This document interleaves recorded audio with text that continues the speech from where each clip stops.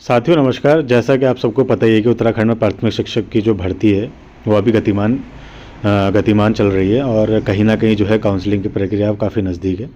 आज देखिए 3 जनवरी आ गई और 12 जनवरी आने में अब कुछ टाइम नहीं लगने वाला है। तो जितने भी ऐसे अभ्यर्थी जो अभी भी इस चीज़ को लेके डाउटफुल है कि सर दस्तावेज क्या करने हैं, कैसे काउंसलिंग की प्रक्रिया होगी, तो आप इस चीज़ भ्रम में मत रहिए। फटाफट अपने जितने भी दस्तावेज हैं, अपने जितने प्रमाण पत्र हैं, डोमिसाइल है, स्थायी निवास, एम्प्लॉयमेंट सर्टिफिकेट, कास्ट सर्टिफिकेट वाले जितने अभ्यर्थी हैं वो सब अपने सर्टिफिकेट्स रेडी कीजिए और काउंसलिंग की प्रक्रिया में अपना हिस्सा लीजिए। ठीक है। और धीरे धीरे अब काउंसलिंग की जो मेरिट लिस्ट है वो भी 7-8 जनवरी के आसपास जारी हो जाएगी आयोग की साइट पे।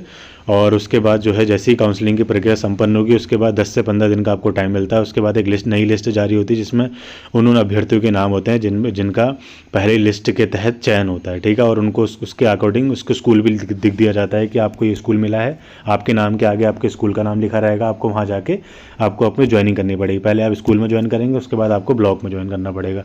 कभी कभी पहले ब्लॉक में फिर उसके बाद स्कूल में। ठीक है। डिपेंड करता है उस डिस्ट्रिक्ट में। बाकी आज की जो नई सूचना आई है जिसमें हम देख लेते हैं क्या लिखा गया है। बागेश्वर को मिलेंगे 118 प्राथमिक शिक्षक। पिछले साल की अंतिम तिमाही में एलटी के सहायक अध्यापकों की तैनाती हुई थी। इस साल के पहले महीने में प्राथमिक शिक्षकों के रिक्त पद भरने जा रहे हैं। इसी महीने जिले को 118 नए प्राथमिक शिक्षक मिलने वाले हैं। कहीं ना कहीं पहले एलटी के सहायक अध्यापकों से बागेश्वर को टीचर मिले, अब कहीं ना कहीं इस महीने यानी कि जनवरी के महीने की बात कर रहा है और बोल रहा है कि 118 नए प्राथमिक शिक्षक बागेश्वर जिले को मिलने वाले हैं। 12 जनवरी को होने वाली काउंसलिंग के लिए जिले से 5,764 प्रशिक्षुओं ने आवेदन किया है।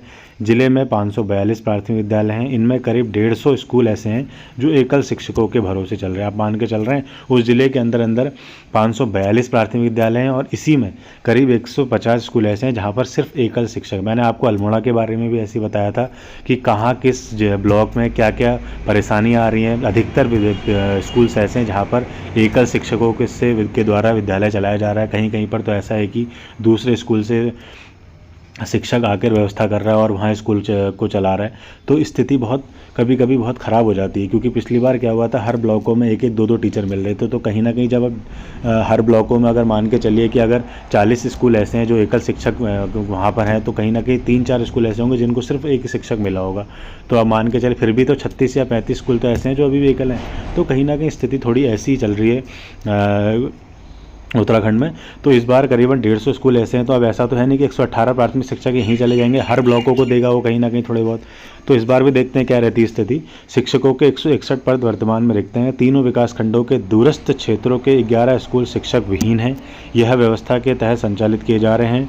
स्कूलों में शिक्षकों की कमी के कारण विद्यार्थियों की पढ़ाई पर असर पड़ रहा है। विद्यालयों की छात्र संख्या में भी हर साल क्या हो रही है, गिरावट दर्ज आ रही है। हालांकि अब शिक्षा विभाग की ओर से रिक्त पदों को भरने का अभ्यास शुरू कर दी गई। नए साल के पहले प्राथमिक विद्यालयों में शिक्षक की कमी को दूर करने के लिए मुहिम चालू हो गई। मैंने आपको बताया ना कि कहीं कहीं जो है स्कूलों में व्यवस्था के, देखो लिखा है ना, सो व्यवस्था के तहत स्कूल कहीं कहीं संचालित किए जा रहे हैं। बगल के विद्यालय द्वारा वहाँ व्यवस्था देखी जा रही है। तो कहीं ना कहीं जो है स्थिति थोड़ी दयनीय हो चुकी है और कहीं ना कहीं इसी कारण से जो स्कूलों में जो प्राथमिक विद्यालय के जो स्कूल्स हैं वहाँ पर छात्रों के नामांकन में भी जो है कमी देखी गई है। बाकी और क्या क्या लिखा है देखिए। सीईओ विनय कुमार ने बताया कि काउंसलिंग के बाद इसी महीने शिक्षकों की तैनाती भी होने की पूरी उम्मीद है। नवनियुक्त शिक्षकों को शिक्षक विहीन या एकल शिक्षक वाले विद्यालयों में प्राथमिकता से तैनात किया जाएगा। तो हमेशा से ऐसा चलता आ रहा है कि पहली बार जो दुर्गम के जो स्कूल्स होते हैं वहाँ पर उनको सीट्स दी जाती है, उसके बाद ही आपको जो है उसके आगे के स्कूल यानी पास के ब्लॉकों के जो पास के स्कूल है वो दिए जाते हैं। पहले दुर्गम के स्कूल भरे जाते हैं, वो भी ऐसे स्थानों में जहाँ पर सिर्फ एकल विद्यालय या शिक्षक विहीन स्कूल है। तब ऐसी जगह पे सबसे पहले जो है तैनाती की जाती है। तो आप ये सोच के चल रहे होंगे कि यार मुझे सुगम स्कूल मिल जाएगा, ऐसा स्कूल मिला जो रोड के आसपास होगा या ब्लॉक के आसपास होगा, मेन मार्केट में होगा, ऐसा पॉसिबल होना बहुत मुश्किल है। तो मेनली ऐसे स्कूल भरे जाते हैं जो दुर्गम हो और जहाँ शिक्षक विहीन हो या एकल शिक्षक हो। ठीक है। बाकी और देख लेते हैं क्या क्या बोला गया है। एक सूचना और आ रखी है कि सहायक अध्यापक के 103 पदों के लिए 5,523 ने किया आवेदन। ये बात हो रही है पिथौरागढ़ जिले की। जिले में सहायक अध्यापकों के 103 पदों पर नियुक्ति के लिए 5500 अधिक अभ्यर्थियों ने आवेदन किया है। सभी को उम्मीद है कि शिक्षक बनने से उन्हें रोजगार मिलेगा और विद्यार्थियों का भविष्य बेहतर बनाने में अपनी भागीदारी निभाएंगे। किसे नौकरी मिलेगी और किसे, यह आगामी 12 जनवरी को होने वाली काउंसलिंग के बाद तय हो जाएगा। जब काउंसलिंग की प्रक्रिया संपन्न हो जाएगी उसके बाद जो लिस्ट निकलेगी स्कूलों की, उसके बाद यह पता चल जाएगा कितने गुणांकों वालों को इन्होंने लिया है, कितनों का चयन नहीं हुआ है। तो धीरे धीरे जो है आगामी दिनों में हमें सब पता चल जाएगा।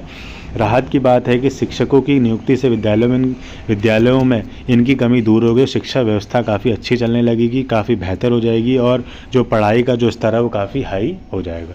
जिले में 958 प्राथमिक विद्यालय संचालित है, इनमें सहायक अध्यापकों के 1835 पद स्वीकृत है। इसके सापेक्ष 1680 सहायक अध्यापक कार्यरत है और 155 पद रिक्त चल रहे हैं। इनमें से 103 रिक्त पदों पर सहायक अध्यापकों की नियुक्ति होनी है इस साल।